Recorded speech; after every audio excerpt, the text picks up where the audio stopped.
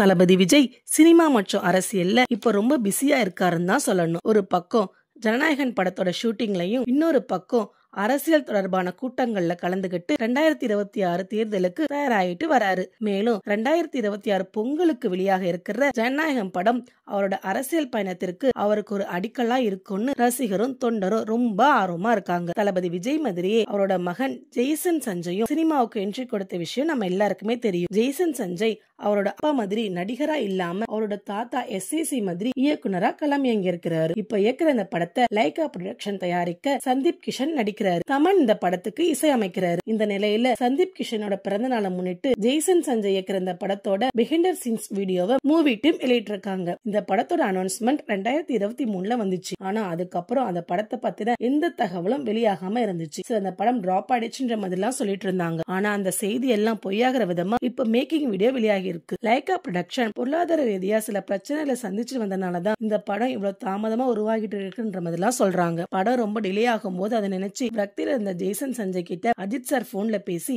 அவரை ஊக்கப்படுத்தினாருன்னு செய்திகள் வெளியாச்சு. இந்த நிலையில இப்ப பிரச்சனை எல்லாம் சரியாகி இந்த படத்தோட ஷூட்டிங் ரொம்ப விறுவிறுப்பா போயிட்டு இருக்கு. சீக்கிரமே release date, trailer, audio launch பத்தின அப்டேட்ஸ் எல்லாம் பேக் டு பேக் வராரு. தளபதி விஜய் எப்படி ஒரு முன்னணி நடிகரா இருந்தாரோ அதே மாதிரி அவரோட மகன் ஜெய்சன் சஞ்சயும் ஹாலிவுட் சினிமால ஒரு சிறந்த இயக்குனரா வருவார்னு எதிர்பார்க்கப்படுது. பலருமே ஜெய்சன் சஞ்சய்க்கு வாழ்த்துக்கள் சொல்லிட்டு வராங்க. மெட்ராஸ் வைப் சார்பா நம்மளும் வாழ்த்துக்களை சொல்லிக்கிறோம்.